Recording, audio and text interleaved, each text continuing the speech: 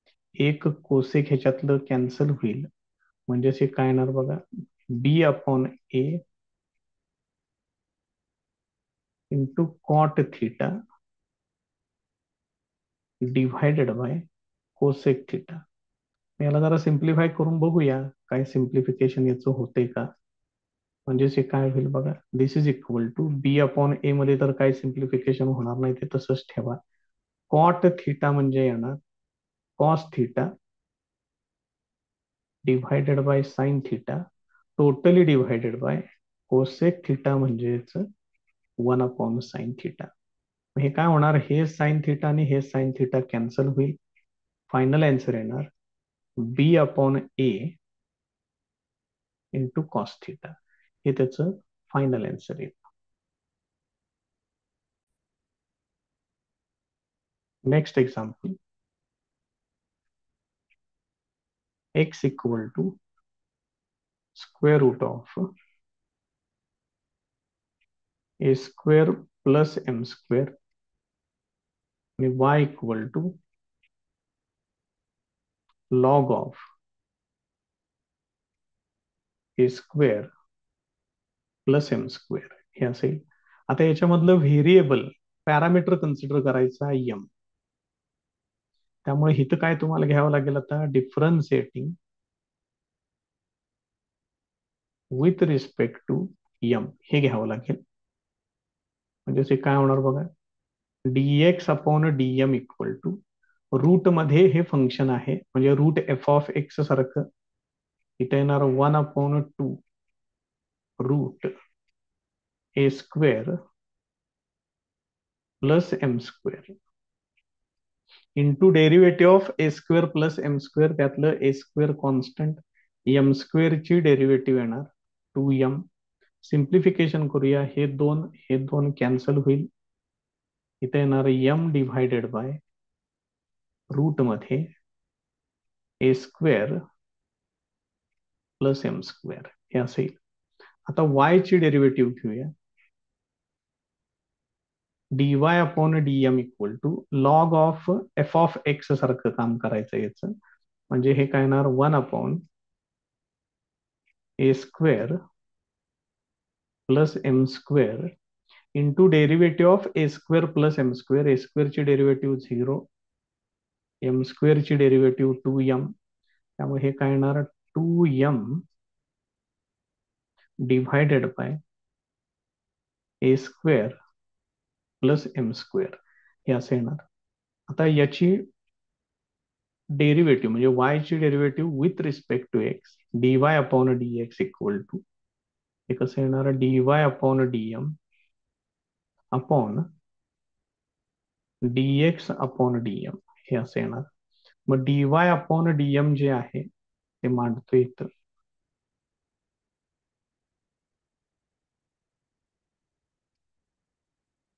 To m upon a square plus m square divided by m upon square root of a square plus m square हे असेल. मग याला जरा व्यवस्थित मांडून घेतोय. पहिल्यांदा व्हॅल्यूज आहे तिथं वापरलेल्या आहेत. आता भागिलेमध्ये भागिले उलटून गुणिले होणार. हे route a square plus m square हे येणार इथं अंशात,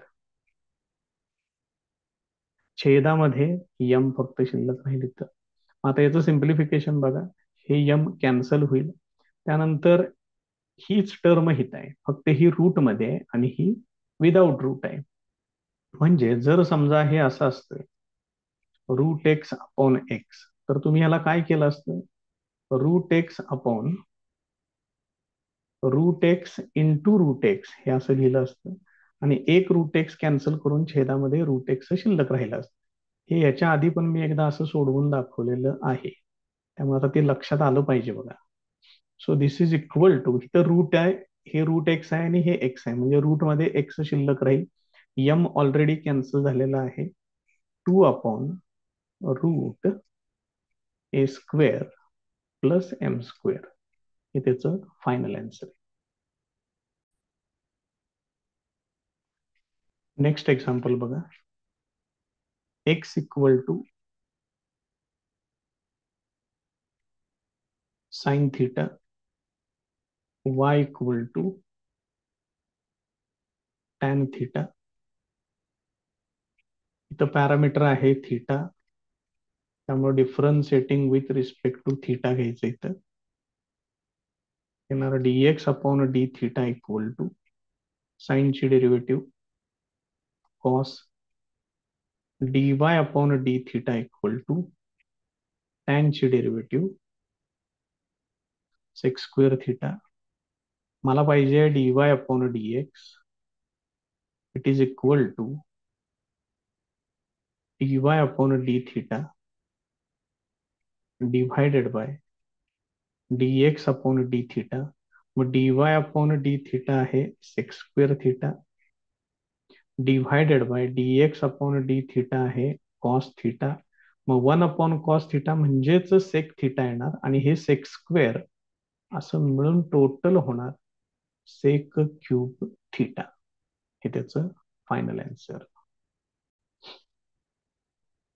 नेक्स्ट क्वेश्चन बघा. X equal to a into bracket 1 minus cos theta, y equal to b into bracket theta minus sine theta.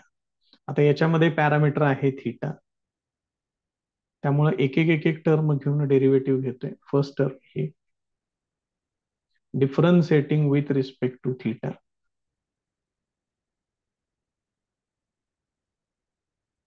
म्हणजे इथं काय होणार बघा, dx upon d theta is equal to a आहे असं शिल्लक आहे, 1 ची डेरिव्हेटिव्ह 0 मायनस कॉस थीटाची डेरिव्हेटिव्ह मायनस साइन थीटा. हे मायनस प्लस होईल. 0 प्लस साइन थीटा म्हणजे साइन थीटा, म्हणजे याचं फायनल आन्सर येते ए साइन थीटा. आता y ची डेरिव्हेटिव्ह, त्याला हेच differentiating with respect to theta घेतोय. dy upon d theta is equal to b आहे असंच राहील, इथं कॉन्स्टंट आहे. थीटाची derivative with respect to theta येणार 1, साइन थीटाची डेरिव्हेटिव्ह कॉस थीटा. ही व्हॅल्यू आता एकत्र करून घेऊया आणि त्याच्यावरून dy अपॉन dx हे फाइंड आउट करायचंय मला. dy upon d theta divided by dx upon d theta. मग हे dy अपॉन डी थीटा इथं आहे, ते लिहून घेतलं. डिवायडेड बाय मध्ये dx अपॉन डी थीटा म्हणजेच हे येणार ए साइन थीटा. तर याचं सिम्प्लिफिकेशन हाफ अँगल फॉर्म्युले तुम्हाला वापरावे लागते.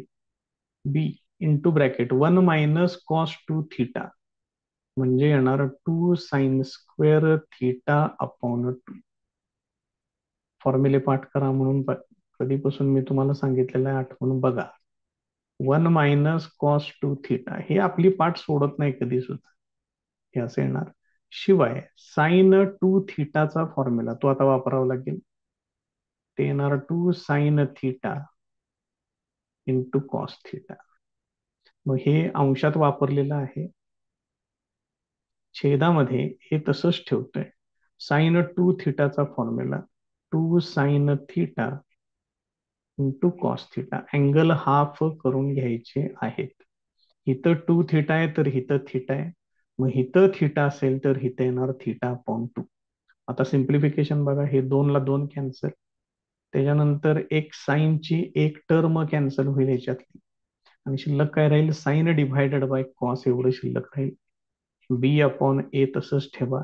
साइन डिव्हायडेड बाय कॉस म्हणजे येणार टॅन थीटा अपॉन 2. हे त्याचं फायनल आन्सर. नेक्स्ट क्वेश्चन बघा. X equal to t plus 1 upon t bracket raise to a आणि y equal to a raise to t plus one upon t. आणि बाकीच्या काहीतरी त्यांनी कंडिशन सांगितल्या, ते पॉझिटिव्ह पाहिजे मात्र वन नको आणि टी सुद्धा झिरो नको आहे म्हणून सांगितलं. ठीक आहे, differentiating with respect to t, derivative घेऊया यांची.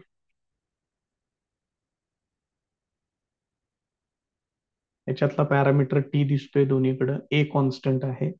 आता इथं काय होणार बघा, dx upon d t equal to, ह्याला काय कन्सिडर करायचं, ही पूर्ण term f of t raise to a आहे. मग ए ला पुढं घ्या, त्याची पॉवर एक न कमी करा, म्हणजे याच्या घातांकात येणार ए मायनस वन इंटू डेरिव्हेटिव्ह. मांडतो इथे एक 2 मिनिटं फक्त. Derivative of T plus one upon T, याची परत पुढे डेरिव्हेटिव्ह तुम्हाला लिहावे लागेल. म्हणजे हे काय बघा, हा फर्स्ट पार्ट आहे असाच ठेवतोय, हे आहे असंच येईल. याच्यामध्ये बघा आता याच्यात चेंजेस होतील थोडेसे. टी ची डेरिव्हेटिव्ह येणार वन, आणि वन अपॉन टी ची डेरिव्हेटिव्ह, वन अपॉन एक्स ची डेरिव्हेटिव्ह. फॉर्म्युले पाठ करा, त्याशिवाय नाही पुढे जाता येत, लक्षात ठेवा. वन अपॉन एक्स ची डेरिव्हेटिव्ह आहे minus one upon x square. तसं वन अपॉन टी ची डेरिव्हेटिव्ह येणार minus one upon t square, हे लक्षात ठेवा. या पद्धतीनं ही टर्म येईल तिथं. मग ह्याला एक 2 मिनिटं मी तसंच ठेवते, पुढची टर्म काय येते बघू, आणि मग त्यानुसार ठरवू काय करावं लागतंय त्याच्यामध्ये ते. दुसरी टर्म आता लिहून घेतोय, y इक्वल टू काय बघा, इथं आहे बघा, a raise to t plus one upon t. y equal to a raise to t plus one upon t, अशी टर्म दिली त्याने. आता याची डेरिव्हेटिव्ह घेऊया, differentiating with respect to t, dy upon d t equal to, हे a raise to x सारखं consider करायचं. म्हणजेच a raise to F of x आहे.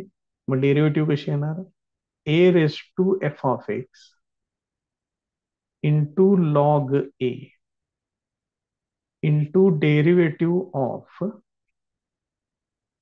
T plus one upon T.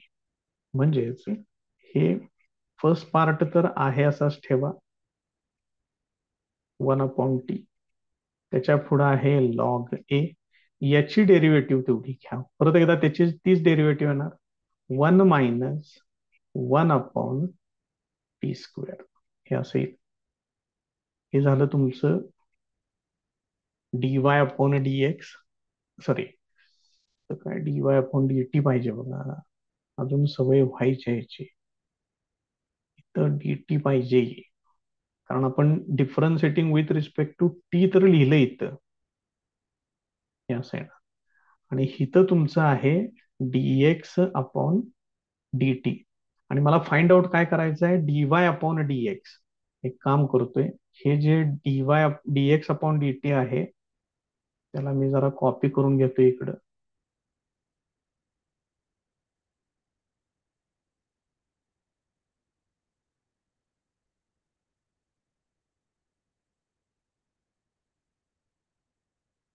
बघा त्याच्या शेजारीच घेतलेलं आहे त्याला लिहून. आता मला पाहिजे आहे d y upon d x, म्हणजे या दोघांचा रेशो घ्यायचा आहे तिथं. Therefore d y upon d x equal to d y upon d t divided by dx upon dt. मग हे dy अपॉन dt आहे बघा, इथून पुढं इकडचं. मग हे काय आहे, a raise to t plus one upon t into log a into bracket one minus one upon t square, हे असं येईल.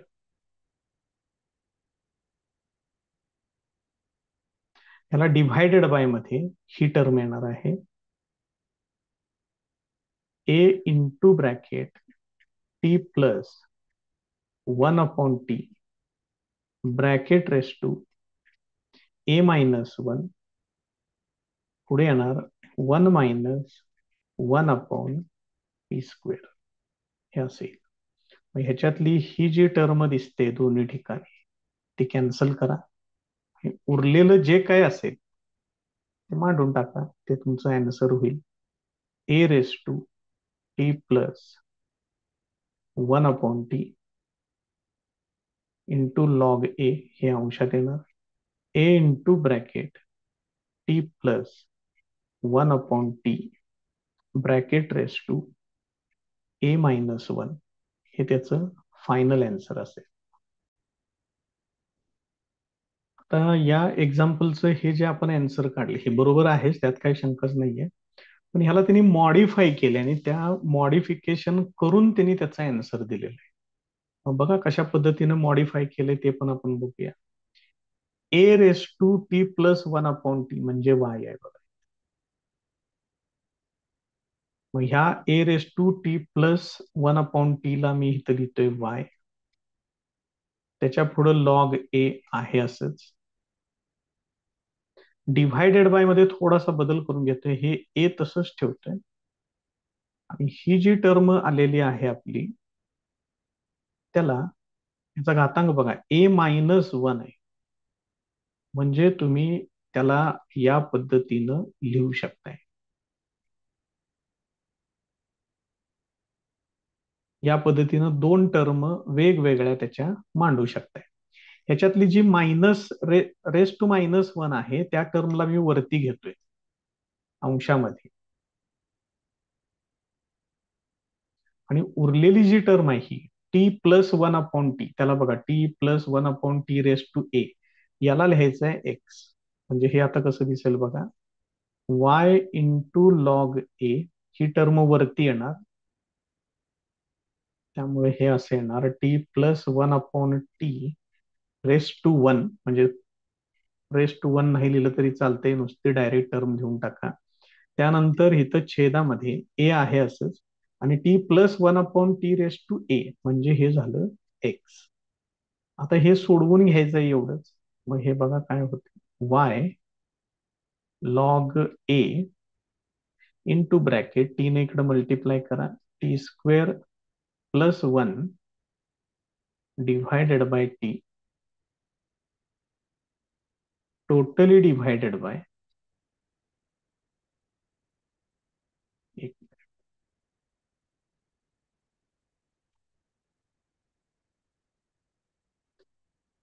ए इंटू एक्स हे असेल.